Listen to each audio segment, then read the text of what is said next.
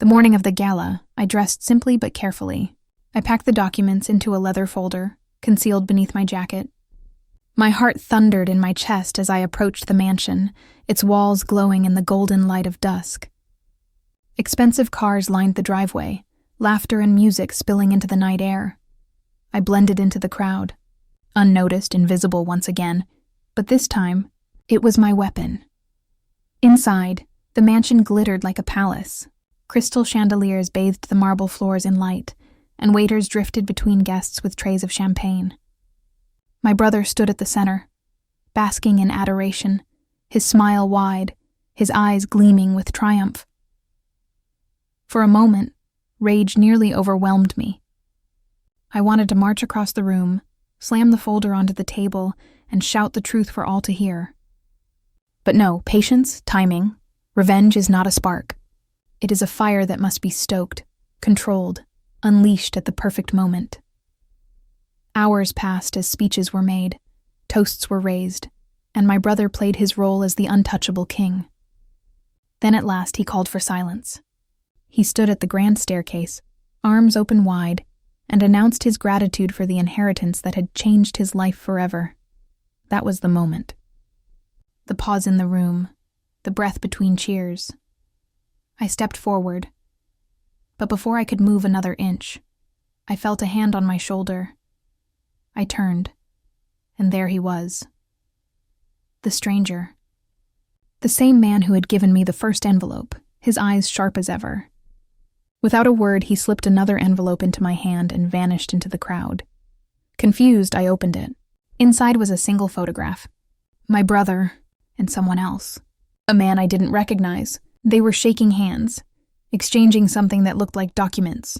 On the back of the photograph were 2 words: dig deeper. My chest tightened. My brother's betrayal was worse than I thought. This wasn't just greed. This was conspiracy. And I knew then, standing in the heart of his glittering empire, that this war had only just begun. The photograph burned in my hand like a brand. My brother, smiling his arrogant smile, shaking hands with a stranger in a sharp suit, documents exchanged between them. It wasn't just inheritance fraud. It was something bigger, darker, and far more deliberate. I slipped the photo into my folder and tried to remain calm, though every muscle in my body screamed with rage. The gala swirled around me, oblivious to the storm building inside. Guests laughed, glasses clinked, and my brother soaked in the adoration like a king on his throne. But all I could see was that photograph, that handshake, and the words scrawled on the back. Dig deeper. I left before the night ended. Slipping out into the cool air, I walked down the long driveway lined with cars worth more than I would earn in a lifetime. Each step echoed with resolve. The stranger wasn't guiding me to stop here. He was leading me somewhere far more dangerous. At home, I spread everything out again. The folder of proof, my mother's notebook, the photograph. The more I stared, the more questions clawed at me. Who was the man in the picture? What documents had been exchanged? And most of all, how had my brother stolen everything right out from under me without the world noticing? I barely slept. The photograph haunted me, demanding answers. By morning, I knew what I had to do. Are you enjoying this video? The first step was to identify the stranger in the picture. I started small, searching online, scanning business articles, corporate news. It took hours, but eventually I found him. His name was Victor Caro, a notorious businessman known for underhanded deals and backroom negotiations. His name carried whispers of corruption, though nothing had ever stuck to him. He was a ghost in the financial world, everywhere yet untouchable. But what connection did he have to my brother? I dug deeper. Old news articles linked Victor Caro to shady law firms, offshore banking, and political lobbying. And then it clicked, the inheritance. My parents' fortune, hidden in investments and accounts, would have been nearly impossible to access without help. My brother hadn't been clever enough to do it alone. He had needed someone like Caro, someone with power, connections, and no conscience, which meant my brother had made a deal with the devil, and I was the collateral damage. Where are you watching from? Comment your country below. The rage grew heavier with every discovery. My brother hadn't just stolen from me, He had sold our family legacy to a man who thrived on corruption. My parents' years of sacrifice, their hopes for me, their careful investments, it was all twisted into a playground for greed. But the more I thought about it, the clearer one thing became. If my brother had made a deal with Caro, then he was vulnerable. Men like Caro never gave without taking, and eventually, they always came to collect. That gave me an idea. If I could expose the connection, not only would I strip my brother of his ill-gotten wealth, but I might also bring Caro down with him. And in doing so, I would take back what was mine, piece by piece, brick by brick. The first move was risky. I went back to the attic, searching every inch of the chest and its contents. And there, hidden between old ledgers, I found something I had missed. A single receipt, crumpled and nearly forgotten. It was for a wire transfer. Millions of dollars, moved offshore, dated shortly after my parents' deaths. The name on the transfer, Victor Caro. My pulse raced. This was the link. Proof that my brother hadn't simply inherited wealth, but siphoned it through Caro's network. If I could trace the money trail, it would all unravel. But there was danger. Men like Caro didn't leave trails unless they wanted to, and if I had found this, he or my brother might already know I was digging. The next day, I noticed something unsettling. A black car parked across from my apartment. Its windows tinted, its engine silent. It stayed there for hours, unmoving, watching. Paranoia clawed at me, but so did determination.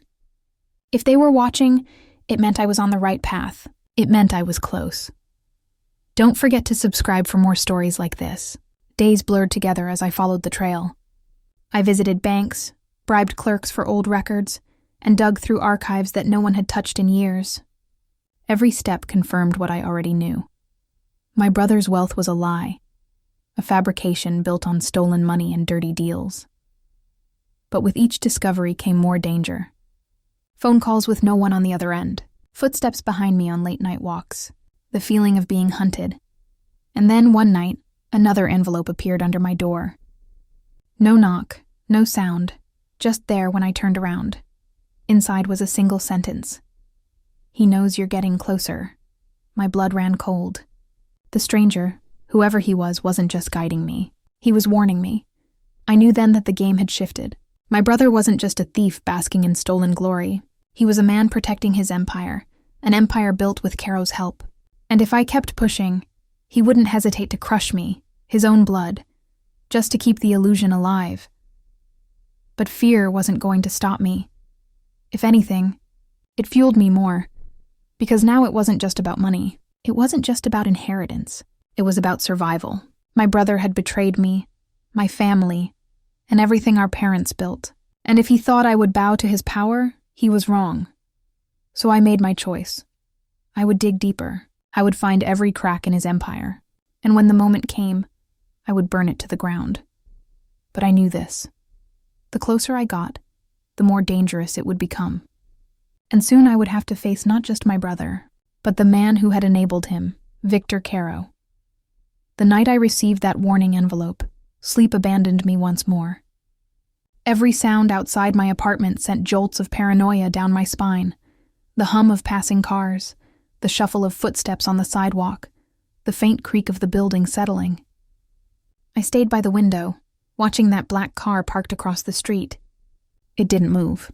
It didn't even flicker its headlights. It just sat there, like a predator waiting for the right moment to strike. By dawn, I was exhausted, but something inside me had shifted. The fear was still there, gnawing at my stomach, but alongside it was something else: clarity. If they were watching me this closely, it meant one thing. I was dangerously close to the truth, and the closer I got, the more desperate they would become to stop me. Are you enjoying this video? I knew I couldn't confront them directly, not yet. So I decided to use their own arrogance against them. My brother had always underestimated me, and Caro, well, men like him only saw pawns and rivals, nothing in between. To them, I was still a shadow, invisible, irrelevant. That invisibility would be my weapon. The first step was gathering allies. I couldn't do this alone anymore. I reached out to an old friend, Daniel, who worked in IT security. He owed me a favor from years back, and though I didn't tell him everything, I explained enough to make him curious. Together, we began tracing digital records tied to Caro's financial networks, offshore accounts, shell companies, encrypted transfers. The web was vast and carefully hidden, but with Daniel's skills, we began to unravel threads that connected directly back to my brother. One night, Daniel leaned back in his chair, his face pale from the glow of his computer screen. "Whoever this Caro is," he muttered, "he's dangerous. I've seen shady accounts before, but this is organized corruption on a level I've never touched." I could see the unease in his eyes, but also something else, fear. And then he said something that chilled me to the bone. "If we keep going, he'll know. Where are you watching from? Comment your country below." That same night, as I walked home from Daniel's, I felt it again. That unmistakable sensation of being followed. Every turn I made, every shortcut through dimly lit streets. The footsteps stayed just far enough behind. I forced myself not to run, but when I reached my apartment, I didn't go inside. Instead, I slipped around the corner and waited. Minutes later, a man in a black suit passed by, scanning the building with sharp eyes. He didn't see me in the shadows, but I saw him, and that was all I needed. They weren't just watching anymore. They were hunting. The following morning, another letter arrived under my door. This time it wasn't cryptic. It was blunt. "Stop digging, or you'll end up in the ground." I stared at the words, my chest tightening. It was the first direct threat, and I knew without a doubt it came from Caro's network. My brother may have been arrogant, but threats like this were Caro's signature. Clean, sharp, terrifying. And yet, instead of backing down, it fueled me further. Because now it wasn't just about reclaiming my inheritance. It wasn't even about exposing my brother's betrayal. It was about survival. If I didn't fight back, I wouldn't just lose everything. I'd lose my life. Don't forget to subscribe for more stories like this. The next days were a blur of strategy. Daniel and I traced more accounts, discovering transfers that linked directly to properties across the city. Lavish homes, luxury businesses, even entire office buildings, all tied to Caro and funneled through my brother's name. The scale of it made my head spin. This wasn't an inheritance. It was a cover operation, using my brother as a puppet to move dirty money under the guise of legitimacy. My brother hadn't just stolen from me. He had become a willing pawn in Caro's empire. That realization cut deeper than any wound. Blood didn't matter to him. Family didn't matter. He had sold everything for wealth and power. And now he was so entangled in Caro's web that he couldn't escape even if he wanted to. But maybe. That was the key. If Caro saw my brother as expendable, then perhaps I could turn that relationship against them both. All I needed was undeniable proof, evidence that my brother was laundering money through Caro's network. If I could get my hands on that, I wouldn't just reclaim what was mine. I'd have leverage powerful enough to make them fear me. And then, fate handed me an opening. Daniel discovered that one of the shell companies tied to Caro was hosting a business retreat at a private estate on the outskirts of the city. The guest list wasn't public, but the documents hinted that my brother would be there. If we could infiltrate, even just to observe, we might catch them exchanging information, or better, evidence. It was reckless, dangerous, possibly suicidal. But it was also the chance I had been waiting for. The night of the retreat, I dressed in dark clothes and borrowed Daniel's car. We drove in silence, the road winding into the countryside, the city lights fading behind us. My heart pounded with every passing mile. When we arrived, the estate was lit like a beacon. Expensive cars lined the driveway, guards patrolled the grounds, and laughter spilled from the grand hall inside. We parked far off the road, slipping through the woods until we found a vantage point near the windows, and there they were. My brother, standing proudly beside Victor Caro, their glasses raised in a toast. Around them, powerful men and women mingled, exchanging envelopes, shaking hands, sealing deals that would never see the light of day. I lifted my phone and began recording. Every handshake, every envelope, every whispered word I could catch through the glass. Proof, evidence, leverage. But then, something unexpected happened. Caro placed a hand on my brother's shoulder and leaned in, his expression cold, calculating. I couldn't hear the words, but I saw the effect. My brother's smile faltered. His posture stiffened. For the first time, he didn't look like the untouchable king. He looked afraid, and in that moment I realized the truth. Caro didn't see my brother as a partner. He saw him as a tool, a pawn, and pawns, when no longer useful, are discarded. That was the weakness. That was the crack in their empire. But before I could savor the revelation, Daniel whispered urgently. "We've been spotted." I turned, and my stomach dropped. A guard stood at the edge of the woods, his eyes locked on us, his hand already reaching for his radio. The guard's silhouette broke the calm of the woods like a blade. For a split second, time slowed and every sound amplified.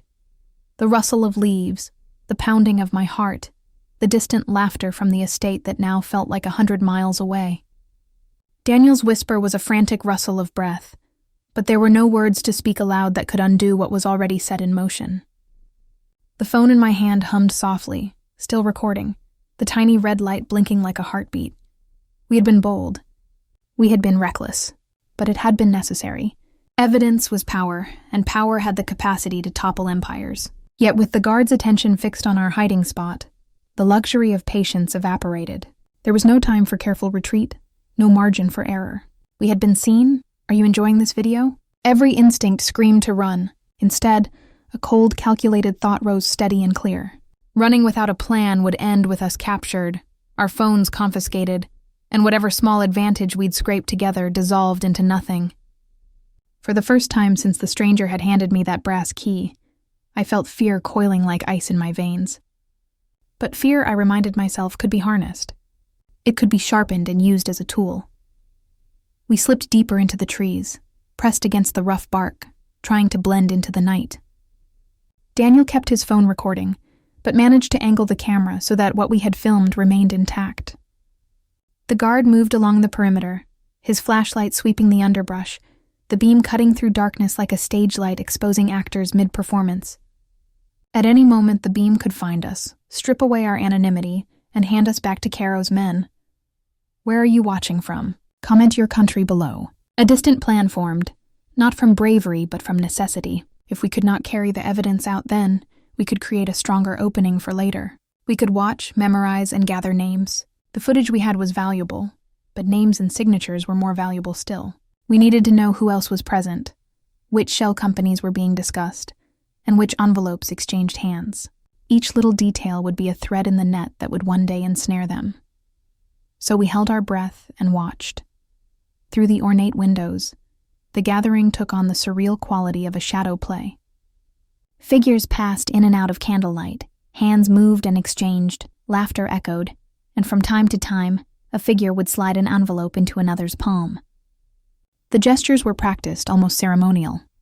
It was the choreography of corruption, a waltz performed by those who believed themselves beyond reproach, and in the center of it all stood my brother. Not the man I had once known, but a figure sculpted by greed and fear. The camera captured the stiffness in his shoulders, the forced laughter, the way his eyes darted to Caro as if seeking instruction. He was no longer the architect of his destiny. He was a man walking a path mapped by someone else, and with every step he took, the bind around his throat tightened. Don't forget to subscribe for more stories like this. The guard's flashlight shifted, a thin vein of light cutting across the undergrowth toward a narrow gap in the fence. For a breathless moment, the beam came dangerously close. But then it swept past, leaving us hidden. The guard moved on, oblivious, human in his complacency. He had been ordered to watch, but not to delve deeper.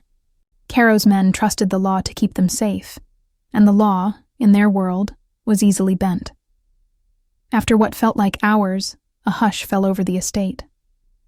Guests drifted away in small clusters, and the music softened into muffled notes. The lead cars began to depart, headlights slicing through the night as powerful people returned to their private lives, their fraudulent deals tucked neatly away in briefcases and vaults. It was a slow exodus, an opportunity masked as a retreat. We waited until the last taillight snaked past the gates and the night swallowed the estate whole. Only then did we move. We slipped from our hiding place, hearts hammering, and crept toward the fence. The cameras that studded the property were expensive and numerous, but they pointed outward, designed to catch outsiders, not the clandestine flow of envelopes between allies. We circled, avoiding the lights, staying in shadows, until we reached a service door at the back. It was not locked. Of course it wasn't. In a world like Caro's, doors were left open only where trust had been paid for and bought. Inside, the corridors smelled of polished wood and antiseptic. Portraits of distant benefactors lined the walls, eyes painted in oil watching us pass, and each step we took seemed to echo in the silence like an accusation. We moved with slow, deliberate footsteps toward the study. If we could get into the study, there would be more than photographs.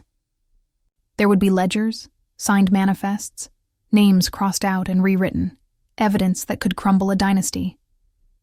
The study door yielded to a soft push.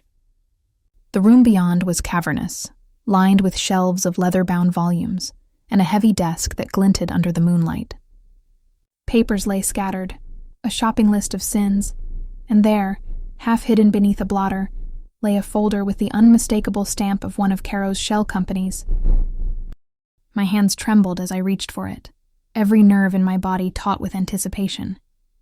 Inside were contracts, receipts, and transcripts. Cold, clinical records of money routed through accounts, laundered clean and presented as legitimate transactions. Names were signed, initials crossed. There were references to properties and a ledger that matched the wiring receipt I had found in the attic. The evidence was damning. It was precise. It was everything I had been hunting for. But as I fanned through the pages, a new sense of dread took hold. In the corner of the signed ledger was an entry with my brother's name, followed by a note that had not been there earlier in the night, an annotation in a hand I could only describe as clinical and final. The note indicated a contingency plan. It described what to do should any internal threats arise, and the language was cold, almost surgical. Someone had anticipated exactly what I was doing. Suddenly, we were not simply snoopers in the night. We had become pieces on a board whose next move had been made well before we stepped into this room. The evidence I held was lethal. But to whom? To Caro, to my brother, to us? The margins of each mass of paper were a map of intentions. And somewhere on those margins, the hands that would move next had scribbled a line that could only mean one thing. Exposure would be met with decisive force. A faint sound creaked in the hallway. Footsteps approaching, steady and deliberate. The estate was not as empty as we had believed. Someone else had returned, perhaps to retrieve papers, perhaps to enforce unseen rules. Or perhaps they had been waiting the entire time. We had the proof we needed, but we were no longer anonymous. Every advantage had become a liability. The study door, which had opened so easily moments before, now felt like an exit with no guarantee. My mind raced through possibilities, each more dangerous than the last. And then, before we could decide which risk to take, the footsteps stopped just outside the door. The sound of footsteps halted just outside the study door. The silence that followed was suffocating, heavier than the walls of books that surrounded us. My heart thudded so loudly I feared it would give us away. Daniel's hand tightened on my arm, urging stillness, but the instinct to bolt was nearly overwhelming. The door creaked. A sliver of hallway light pierced the dark, casting a narrow beam across the desk and illuminating the very folder I held. I froze. Whoever stood there lingered for a moment, listening, perhaps sensing the disturbance of intruders breathing the same air. Then, slowly, the door closed again. The footsteps retreated down the hall, echoing until they faded into nothingness. Relief flooded me in a sharp, dizzying rush, but I knew it was temporary. Someone had been here. Someone who might return. Someone who might already suspect. Are you enjoying this video? I slid the folder into my jacket, pressing it against my chest like a stolen treasure. The documents were too valuable to leave behind, yet their weight felt like a curse. Every second we lingered inside this house increased the risk of discovery. We had to leave. Moving quickly but quietly, Daniel and I retraced our steps down the corridor. The portraits seemed to watch us with cold amusement, as if mocking the audacity of our intrusion. Shadows stretched unnaturally long across the floor, and every creak of the wooden panels beneath our shoes felt amplified in the silence. When we reached the service door, I allowed myself a breath of relief. Freedom was only a few steps away. But freedom was never simple. The night outside had changed. The estate grounds, once scattered with departing headlights, were now eerily quiet, too quiet. A single black SUV idled by the front gate, engine humming, its tinted windows reflecting the moonlight like polished obsidian. It wasn't there when we entered. Daniel noticed it too. His whisper was laced with urgency. We had been expected. Don't forget to subscribe for more stories like this. We slipped back into the tree line, crouching low, every sense straining for movement. The guard who had patrolled earlier was nowhere in sight. Perhaps he had joined whoever sat in the SUV. Or perhaps he hunted silently in the woods, waiting for us to make a mistake. The weight of the folder under my jacket grew heavier with every passing second. Caro's men didn't need to catch us in the act. They just needed to know we had something.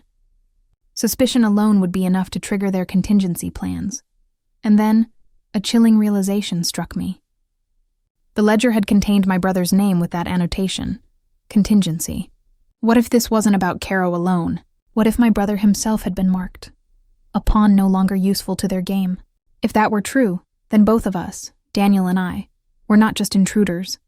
We were liabilities, and liabilities were erased. Where are you watching from? Comment your country below. We moved deeper into the forest, circling away from the estate, guided only by instinct and the faint glow of Daniel's phone. The recording still ran, capturing everything. The creak of doors, the shuffle of papers, the silence of fear. Proof was more than documents. Proof was experience etched into sound, but sound could betray us too. Somewhere behind us a twig snapped. Sharp, deliberate, not the sound of an animal. Someone was following. We crouched low, sinking into the shadows of a fallen tree.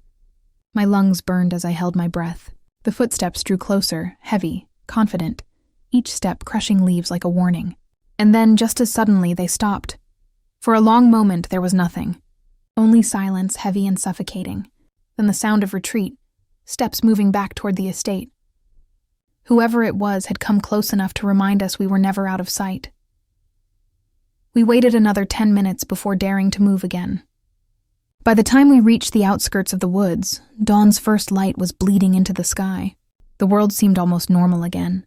Birds stirring, wind brushing against leaves. But nothing was normal. Not anymore. Daniel and I parted at the edge of town. He would back up the footage, scatter copies where even Caro's influence couldn't touch them.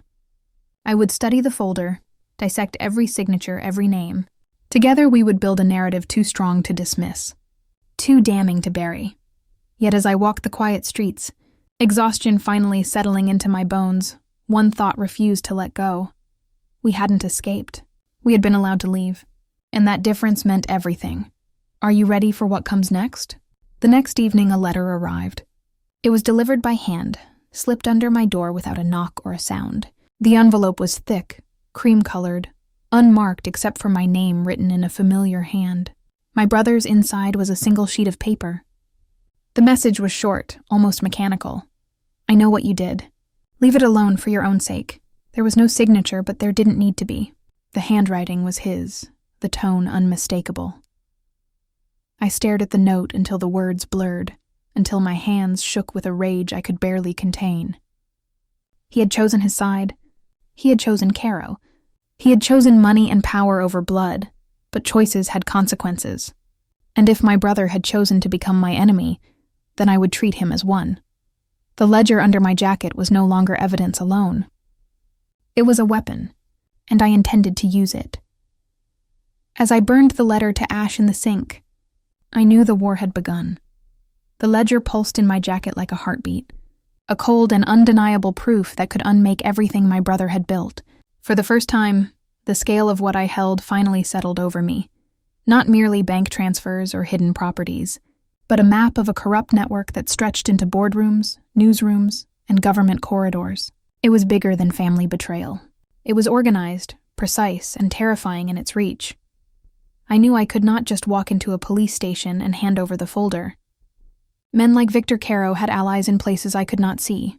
They had lawyers who could bury investigations, executives who could rewrite records, and silent partners who could make a problem vanish with a phone call. If I went straight to the law, they would respond in ways designed to protect themselves: lawsuits, threats, and the kind of legal fog that made truth impossible to find. So I did what felt dangerously right. I went where influence often feared to be exposed, into the light of public scrutiny. The court of public opinion had its own power, and once the flame of scandal caught, even men like Caro found the air unbearably hot.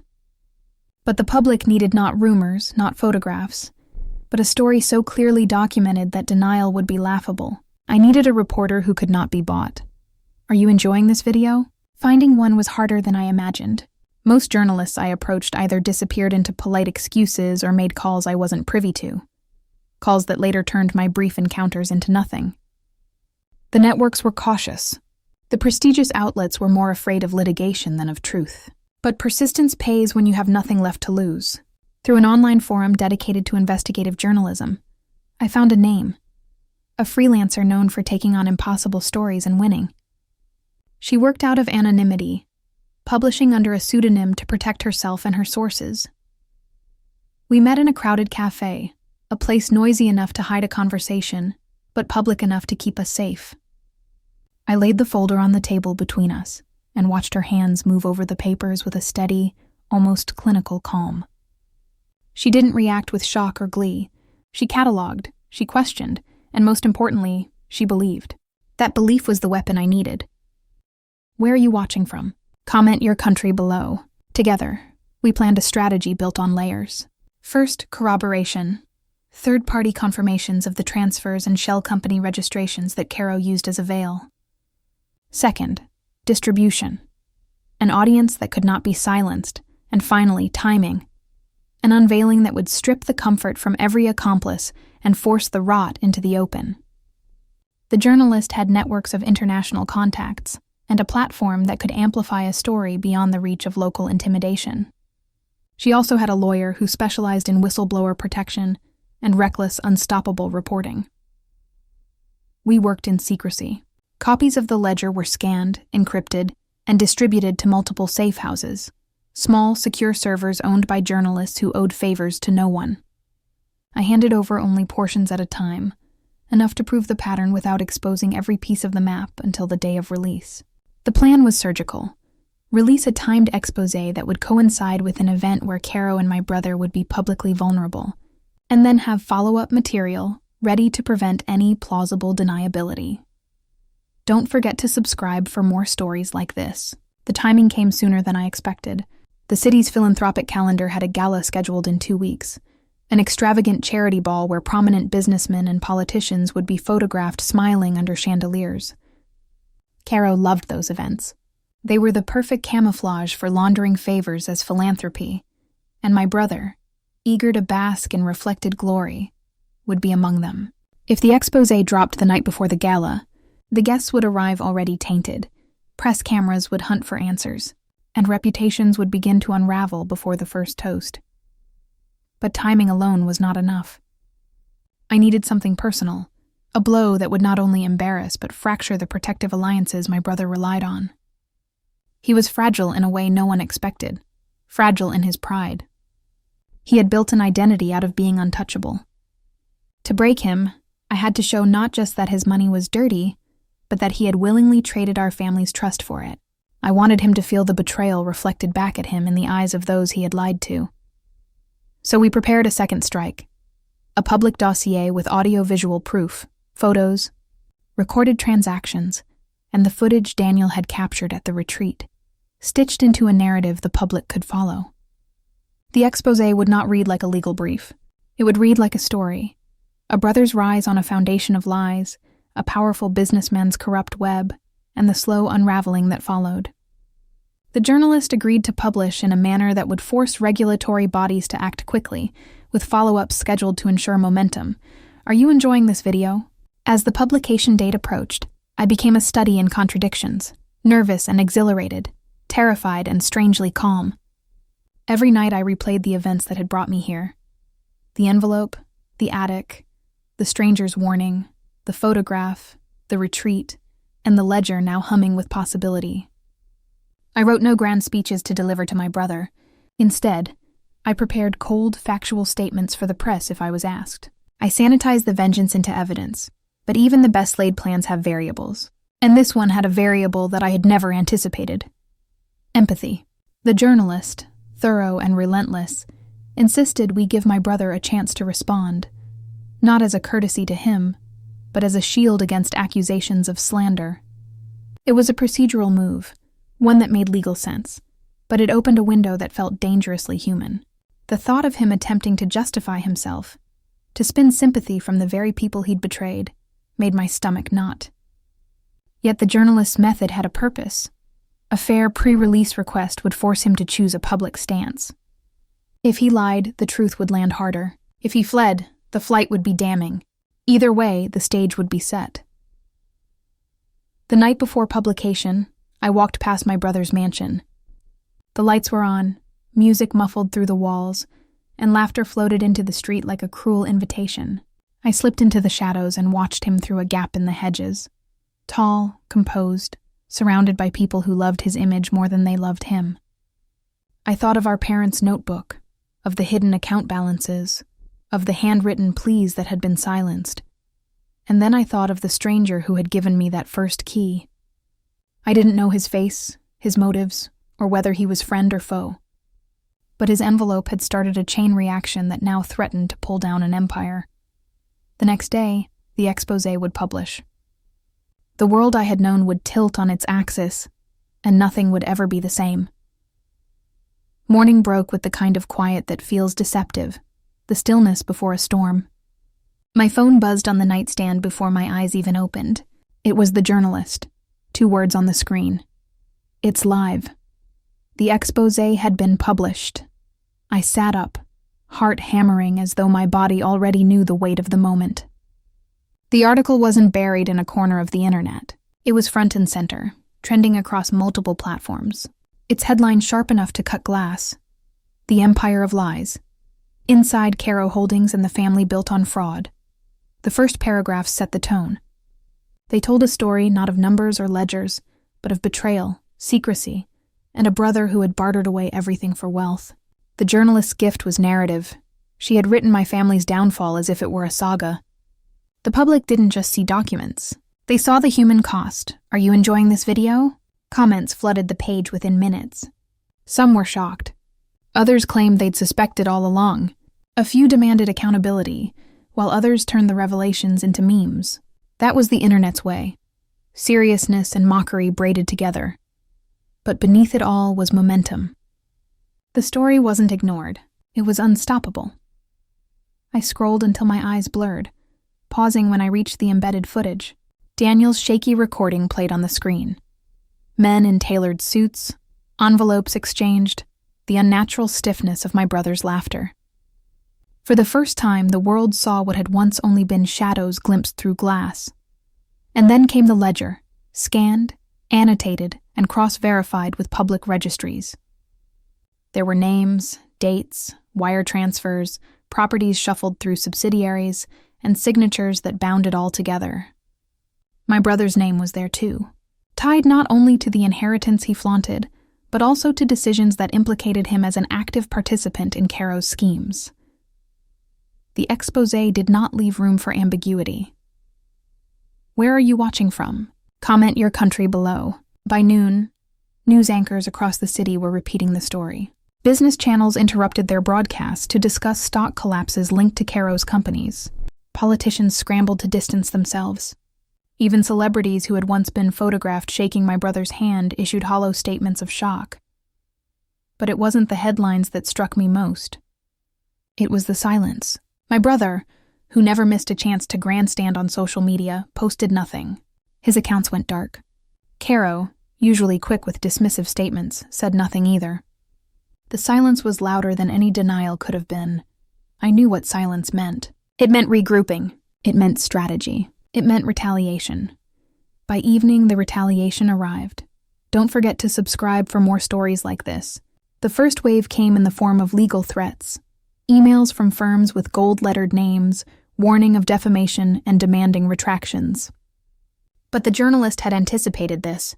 Every claim in the exposé had been double-sourced. Every document had been verified. The threats crumbled like paper shields. The second wave was more personal. Anonymous numbers began calling my phone. At first it was silence, then heavy breathing. Finally, whispers that promised I would regret what I had done. They weren't the kind of threats that shouted.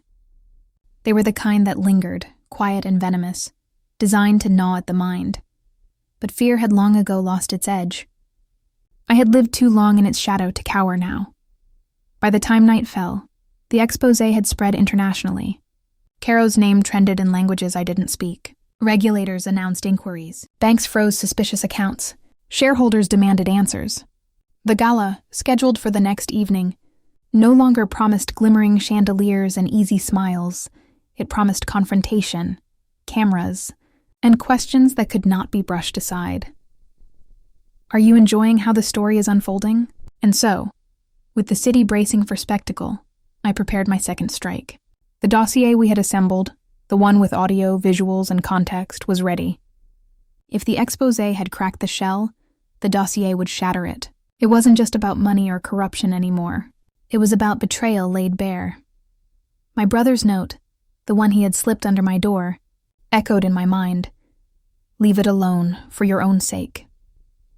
But tomorrow, the world would see who had truly betrayed whom. Tomorrow, his words would come back to haunt him. That night, as I sat by the window and watched the city glitter in the dark, I thought again of the stranger. The envelope he had given me seemed like a distant memory now, yet it had been the spark that ignited everything. I wondered if he was watching, if he was out there somewhere, satisfied with what I had done, or if he was still waiting, holding secrets I had not yet uncovered. The thought unsettled me, but I couldn't deny its weight. Perhaps I was still a pawn in someone else's game. Perhaps revenge had been set in motion long before I had chosen it. But the difference was this. Tomorrow, at the gala, I would take the board into my own hands, and when I did, my brother's empire would collapse before his very eyes. The city moved like a living thing in the hours before the gala, a nervous organism sensing the storm that was coming. Dinner reservations were canceled, security details reassigned, and whispers traveled through halls that once echoed only with laughter. The exposé had already rewritten the map of power. People who had smiled beside my brother in glossy photos now hurriedly scrubbed their social feeds, removed images, and issued calculated statements that said nothing, but tried to say everything. The white noise of damage control grew louder by the minute. I walked the streets like someone who had crossed a border into another reality. The ledger in my possession felt heavier than ever, but so did the responsibility that came with it. My plan was no longer just about reclaiming what had been stolen. It had become a mission to dismantle a system that devoured people's lives and reputations, then fed those pieces to hungry public appetites. I kept thinking of my parents' careful handwriting, how fragile legacies could be swept aside by greed. I felt, for the first time, as if I was participating in the kind of justice that mattered. Are you enjoying this video? The night before the gala, the city buzzed with reporters testing lines of inquiry and PR teams polishing denials that would likely never be used. My brother's silence continued to scream louder than any rebuttal. For someone who had built an image on constant validation, absence was a strange and public humiliation. His team worked feverishly behind closed doors, but the smoke of scandal had already infiltrated rooms where money once felt safe. I prepared my role with the same meticulous care that had gone into the exposé. The dossier, my second strike, was organized into a narrative that could not be dismissed as spite. It contained proof of transfers, receipts matched to properties, and the footage of the retreat, edited so the sequence of events was undeniable. More importantly, it included context, names of shell companies, timestamps, and corroboration from independent registries. It was a narrative designed to bore through legal smokescreens and land like a hammer on a fragile facade. Where are you watching from? Comment your country below. But the night also carried danger beyond corporate retaliation. A series of anonymous messages had escalated from ominous silences to blunt warnings. Someone had damaged my car, a shallow but deliberate message left on a cold metal surface. It was an act that spoke of reach, men who could find and mark what mattered to me. The journalist had advised caution. Lawyers had suggested anonymity, and Daniel had urged duplications of every evidence file. The practical steps were obvious: hide the originals, create redundancies, and keep moving. The emotional work was harder. I felt a curious mixture of exhaustion and resolve, of fear braided with righteous fury. Don't forget to subscribe for more stories like this. On the morning of the gala, I moved through my day like someone walking through a dream. I watched news segments that dissected every angle, listened to pundits debate the fallout, and scrolled through social feeds where armchair detectives had already constructed worse narratives than the truth. There was no shortage of opinion, but the facts were immune to spin. The documentation I had helped assemble was now the backbone of the conversation. Meanwhile, on the other side of the city, my brother's world was collapsing in slow motion. His entourage convened in curtained rooms where faces were pale and calm words were spoken with tremors under them. Invitations were canceled at the last minute by people who had once courted him for access and favor. Board members called emergency meetings, and the phone lines that had once ushered in revenue now conveyed panic. The man who had used charisma like armor suddenly had holes in that armor, and the chill of exposure crept inside. Are you enjoying the suspense? I had expected fear in my brother's eyes when he finally read the exposé. Instead, I found calculated movement. He was not paralyzed by guilt or remorse. He moved like someone who had always believed consequences were for others. Yet even calculated movement could be unsteady when the ground shifted underfoot. I suspected his mental state was a complex calculus of denial, anger, and survival instinct. And where there was survival instinct, there was vulnerability I could exploit, not with cruelty, but with the precise force of truth. The gala became the center of gravity for what came next. Once a stage for spectacle, it was now a theater for reckoning. Cameras would be there in force. The press would swarm. The charity that hosted the event had already issued a statement that it was monitoring the situation. The optics were impossible to ignore. A room full of people who pretended not to see the rot in plain sight would now be confronted with it. My dossier was not intended to incite violence or hysteria. It was meant to compel accountability. Where are you watching from? Comment your country below. Despite all preparation, a moment of doubt seared through me as twilight fell. I pictured my brother at the center of the room, smiling, predatory, and wondered whether revenge could feel hollow when it was finally realized. What if tearing down his empire did not fill the hollow left by years of neglect? What if the victory I imagined became a mirror, reflecting the cost back at me? The thought stung, but it did not stop me. It simply sharpened my purpose with a cautionary edge. Revenge without consequence to the avenger was vanity. Revenge that demanded sacrifice and truth was something else entirely. That evening, as the city prepared for spectacle, I made one last round of checks. Daniel confirmed that multiple encrypted backups existed in safe locations. The journalist finalized a strategy to release follow-up materials should Caro or my brother mount a legal offensive. And somewhere in the background, unseen, the stranger who had first put the key in my hand moved like a ghost, never present, but felt in the echo of each step. I dressed not for comfort or celebration, but for precision. I would attend the gala only as an observer, a shadow among many, and yet I would be ready to act if the opportunity presented itself.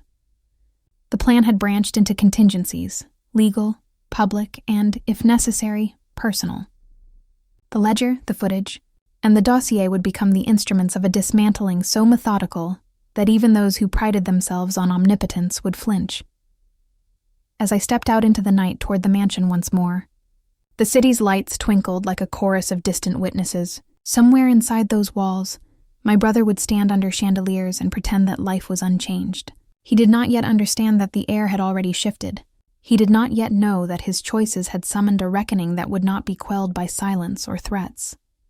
And when the evening's curtain rose, everything would begin to fall apart. The mansion glowed against the night like a cathedral of excess. Cars lined the drive in silent procession, their polished bodies catching the flood of camera flashes. Reporters clustered near the gates, their voices rising in a storm of questions that found no answers. Inside, the gala was a theater of forced elegance, music drifting like a veil over nervous conversation, glasses of champagne raised with shaky hands, and eyes darting toward the entrance where my brother was expected to appear. I slipped into the ballroom quietly, my presence unremarkable, my attire designed to blend. I was not here to dazzle. I was here to witness, to strike when the moment cracked open. My heartbeat drummed against the silence I carried. Somewhere in the folds of my coat, the dossier rested like a blade. When my brother finally entered, the room faltered. He wore his smile like armor, crafted and polished, but the crack showed in the tautness around his eyes. Applause rose, polite and thin, as if even clapping felt complicit. He moved through the crowd, shaking hands, kissing cheeks, offering jokes that landed flat. The man who had once commanded gravity now seemed weightless, his presence acknowledged but hollow. "Are you enjoying the suspense?" The speeches began. The charity director thanked patrons, praised donations, and tried to wrap the evening in normalcy. My brother's name surfaced in acknowledgments, but every mention sounded strained, rehearsed, as though even gratitude came with a question mark. He took the stage last, microphone in hand, posture steady, voice confident. It was a performance rehearsed countless times before, but this time, the script was already burning. As he spoke about legacy and service, my phone vibrated in my pocket. A signal. The journalist had chosen this moment to release the first of the recordings. My brother's voice, dripping with arrogance, negotiating bribes in exchange for silence. Within minutes, notifications pulsed across the crowd like electricity. Guests glanced at phones beneath tables, whispers rippling faster than the speech unfolding above them. His words on stage clashed with his words on screen, truth colliding with fiction in real time. "Where are you watching from? Comment your country below." The first wave was disbelief. People stared, unsure whether to trust their eyes. Then came recognition, his voice undeniable, the timestamp unaltered. A collective shift ran through the ballroom, a silence so heavy it swallowed the music. My brother faltered for the first time, words catching mid-sentence. He tried to laugh, to dismiss it as fabrication, but no one laughed with him. Screens around the room lit with the same damning evidence. I moved then, slipping a sealed envelope into the hands of a waiting reporter at the edge of the room. Inside was the dossier, the second strike. Not a rumor, not a clip, but a full accounting, documents, receipts, footage. Within minutes it would be uploaded, shared, dissected by every major outlet. By the time my brother realized what was happening, the room had already turned. Allies avoided his gaze. Conversations stopped when he approached, and the charity director quietly excused herself from the stage. He was alone, surrounded by a crowd that had once cheered him, but now recoiled. Don't forget to subscribe for more stories like this. I lingered in the periphery, unseen but watching. His expression shifted from disbelief to rage, then to something rarer, fear.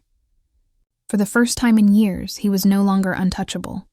His empire was unraveling not with a bang, but with the cold, methodical exposure of truth.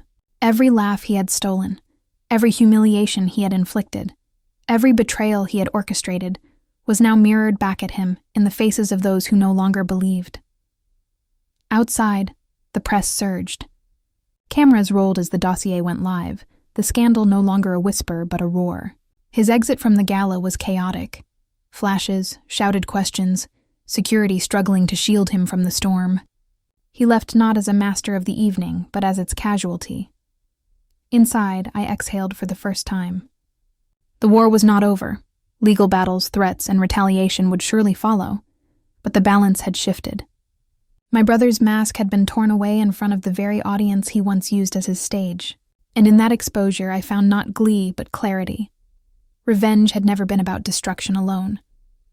It was about truth. Truth wielded so precisely it could not be denied. And tonight, truth had spoken. The morning after the gala broke with headlines that seemed to scream from every corner of the world. His name was plastered across every screen, every paper, every whispered conversation. Billionaire philanthropist exposed in fraud scandal. The photos captured his exit from the event. Face twisted in anger, security pushing against a storm of microphones. The empire he had so carefully cultivated was no longer a monument, but a crumbling ruin for all to witness. I sat at my kitchen table, coffee cooling untouched, scrolling through the flood of articles. Each piece dissected another layer of his deceit. offshore accounts, falsified donations, secret payoffs. The dossier had been a scalpel, and now the world was performing surgery on his reputation. He had spent years buying silence, and now he couldn't buy a single kind word. Are you enjoying this video? The call started soon after. Lawyers, allies, and even distant relatives reached out, not to defend him, but to distance themselves. Everyone wanted to know if I had been part of the cover-up, if I had known. They didn't realize the irony. I had known all along, not because he had told me, but because I had been the one he dismissed, the shadow he underestimated. And that shadow had finally become the storm. He responded. Of course. Press conferences hastily arranged, statements written in sterile legalese, his voice trembling with rehearsed denial. He called the recordings fabrications, the documents doctored. He painted himself as the victim of a smear campaign, an innocent man persecuted for his success. For a moment, I almost admired his persistence in the face of collapse. Almost, but the world wasn't buying it anymore. Investors began pulling out of his companies, charities returned donations, and political connections he once flaunted went quiet. For the first time, his wealth could not shield him. Money could buy silence, but it could not erase truth once it had taken root in the public eye. Where are you watching from? Comment your country below. Yet revenge, I was learning, was never a clean act. As much as I had wanted this moment, there was weight in watching him fall. I thought of the child we had once been. Him always ahead, me always behind, our bond broken long before the money. I thought of the parents who would never see how far we had drifted, who would never know the war that had erupted between their sons. Still, there was no turning back. He had chosen greed over blood, deceit over loyalty, and I had chosen truth, no matter the cost. That cost began to show itself quickly. Strange cars lingered outside my home, their engines idling in the dark. My emails flooded with threats, veiled and otherwise. A package arrived with no return address. Inside, a broken watch that had once belonged to me. A clear message that he still had reach. Revenge was not a one-sided blade. It cut both ways. Don't forget to subscribe for more stories like this. But I did not waver. I knew he would retaliate, and I knew the storm was not finished. What he failed to understand was that he was no longer fighting me alone. He was fighting the world that now saw him clearly. Still, the tension mounted. Court hearings loomed. The press demanded answers, and whispers of criminal charges grew louder. I could feel the air tightening, the moment approaching when his empire would not just stumble, but collapse entirely. And as I watched the world close in around him, I wondered, was I prepared for the next strike? Was I ready to face the monster my brother would become when stripped of power? Because one thing was certain, he would not go quietly. The end did not come with a single blow, but with a relentless tide that drowned him piece by piece. By the time the federal investigation was announced, the walls of his empire were already cracked beyond repair. The lavish mansion that once stood as his fortress became a cage, surrounded day and night by cameras and angry voices. His name, once spoken with admiration, was now spit out with disgust. I watched from a distance as subpoenas were served, as executives turned informants, as allies cut deals to save themselves. Every secret he thought he had buried was exhumed. Every lie he had told became evidence. He tried to buy his way out, but the figures were too large, the proof too undeniable. The same arrogance that had built his kingdom now chained him to its collapse. Are you enjoying this story? The trial became a spectacle, broadcast to millions. I sat in the back, silent, as witness after witness recounted his betrayals. Bankers, politicians, even former friends stood against him. Each testimony was another stone in the wall closing around him. When the recordings were played, the ones I had once listened to in the quiet of my room, the courtroom fell into a hush so deep it felt suffocating. His voice, confident and damning, hung in the air like smoke that refused to clear. He looked smaller then. The suits that once made him imposing now seemed oversized, swallowing him whole. His hands shook as he tried to defend himself, his words desperate, unconvincing. The man who once commanded every room he entered was now reduced to pleading for scraps of belief. Where are you watching from? Comment your country below. The verdict was inevitable. Guilty on multiple counts: fraud, bribery, conspiracy. The sentence, decades behind bars. No Tesla, no mansion, no fortune could protect him now. The gavel struck, and with it, the final echo of the empire he had built on deception. I did not cheer. I did not weep. I simply sat in silence, letting the weight of it settle. Revenge had been achieved, but it did not feel like triumph. It felt like justice, cold, heavy, and irreversible. When the guards led him away, our eyes met for the last time. His glare carried no apology, no regret, only a promise of hatred that would outlive even the bars that held him. But it no longer mattered. He was caged by his own sins, and I was free from the shadow he had cast for so long. Don't forget to subscribe for more stories like this. In the weeks that followed, the world moved on. New scandals replaced old ones. Fresh headlines pushed his name further down the page. The mansion was sold, the cars seized, the accounts drained. He became a cautionary tale, a lesson in greed and arrogance. And I became a ghost once more, fading into quiet, carrying the truth that I had delivered. Revenge had not given me joy, but it had given me peace. Peace in knowing that the envelope I was handed had not been a curse, but a weapon. Peace in knowing that the brother who once took everything from me could no longer take anything at all. And as I walked away from the ruins of his empire, I understood the final truth. Sometimes the greatest revenge is not in destroying someone. It is in letting them destroy themselves. Welcome back to Revenge Empire, the place where the most unbelievable revenge stories come to life. Today, I have a story that will keep you hooked until the very last second. Imagine watching your own brother receive $75 million, a Tesla, and a mansion, all while you're left with nothing. But then, a stranger hands you an envelope and everything changes. Trust me, you won't see this coming. It all began on a warm autumn morning, the kind where golden leaves scattered across the driveway of our old family home. My brother and I had grown up here, side by side, yet life had always seemed to favor him. He was the golden child, sharp in school, quick on the sports field, and always the one our parents boasted about at gatherings. I was the quiet shadow, the one who listened more than I spoke. Our parents had passed away years earlier, leaving us only modest savings. Life after that was a constant grind. I worked small jobs to keep afloat, while my brother pursued risky ventures that somehow always paid off. Or at least that's what he made it look like. One chilly morning, everything changed. Out of nowhere, my brother received news that shocked the entire town. He had been named the beneficiary of an enormous inheritance. $75 million. A sleek Tesla delivered to his doorstep, and the keys to a sprawling mansion on the edge of the city. Everyone congratulated him.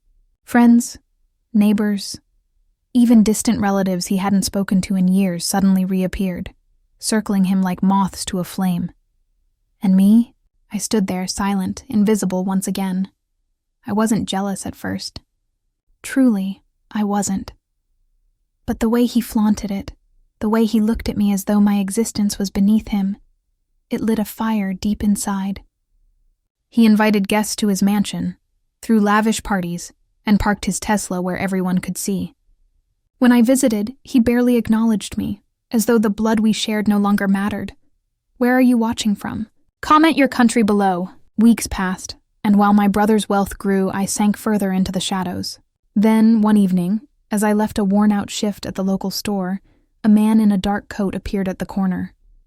He was older, his face lined with years, his eyes sharp yet unreadable. He extended his hand and pressed an envelope into mine. His words were few but heavy. "This is meant for you," I froze. Who was he? Why me? Before I could ask anything, he walked away, disappearing into the mist of the night, as though he had never existed at all. My heart pounded as I clutched the envelope.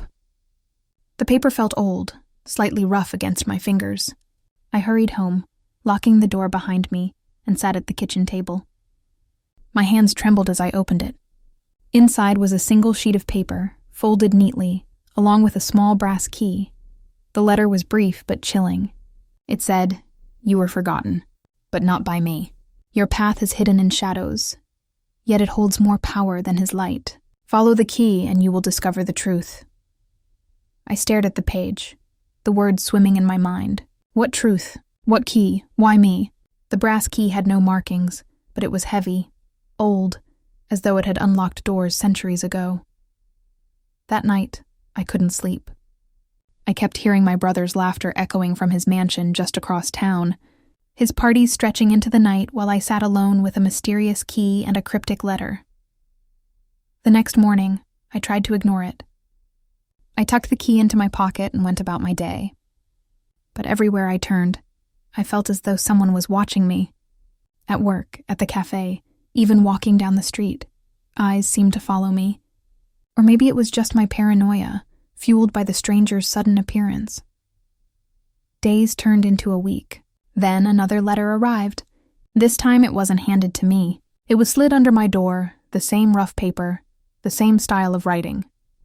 You hesitate, it read. But hesitation is the weapon of the weak.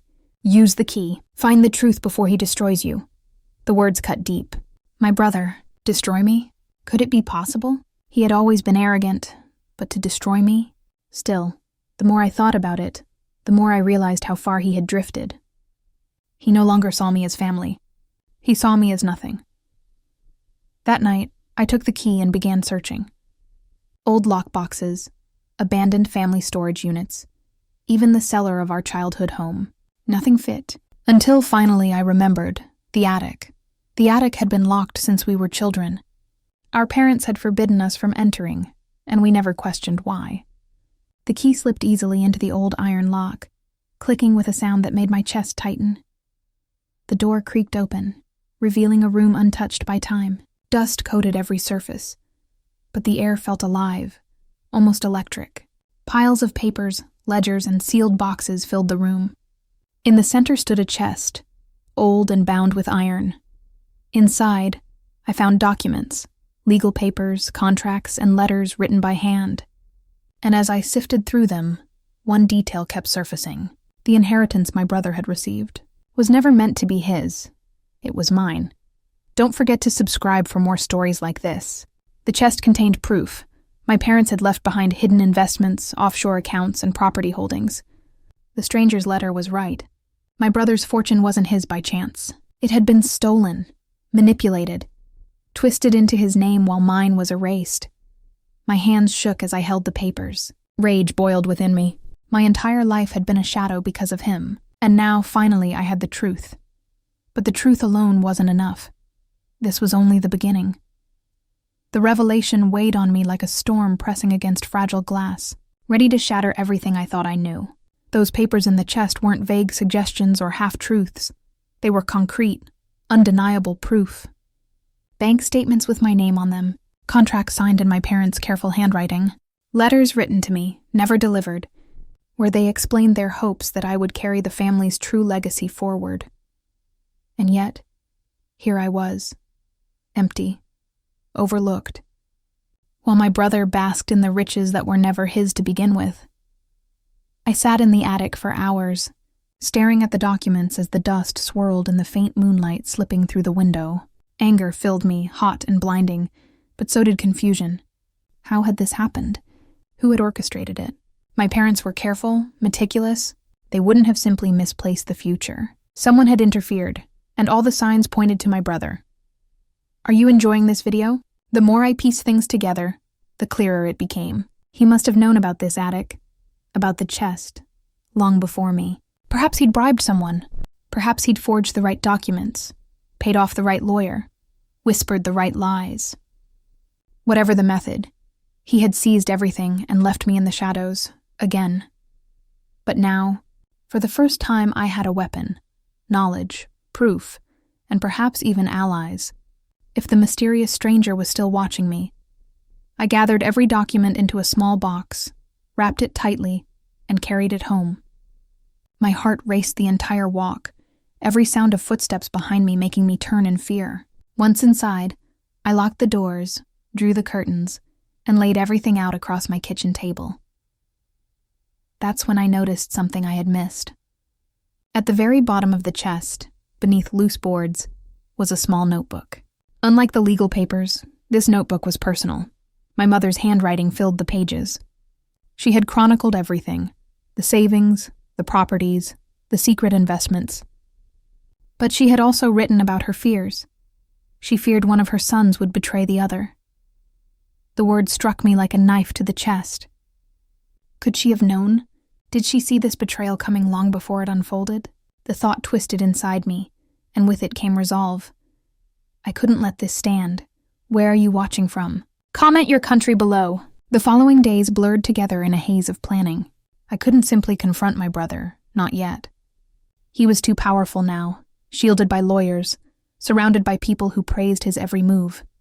If I accused him without preparation, he'd laugh in my face. Worse, he'd destroy what little I had left, so I kept my silence. But I started observing, watching him from a distance, studying the way he carried himself, the people he spoke to, the endless stream of wealth flowing into his accounts. The mansion was like a fortress, but even fortresses have cracks. He had grown careless, intoxicated by power, convinced no one could challenge him. And then, the letters returned. Another envelope slid under my door, this time containing only 5 words. Wait until the gala. The gala. Of course. My brother was planning an extravagant celebration at his mansion, a spectacle of wealth and arrogance for the entire city to see. Everyone who mattered would be there. Politicians, businessmen, celebrities, all eager to bask in his glow. It would be the perfect stage. I didn't know what the stranger intended or why he was helping me. But I knew one thing. This was my chance. Still, doubt gnawed at me. Could I truly expose him? Could I risk standing against the golden child, the man who had stolen everything and made the world believe it was rightfully his? The night before the gala, sleep abandoned me. I sat awake, papers spread across my bed, my mother's notebook resting in my hands. Her words echoed in my head. One son will betray the other. But maybe... She never meant it as a prophecy. Maybe she meant it as a warning, a choice, a call to arms. And if betrayal was inevitable, then so be it. I would betray the betrayer. Don't forget to subscribe for more stories like this.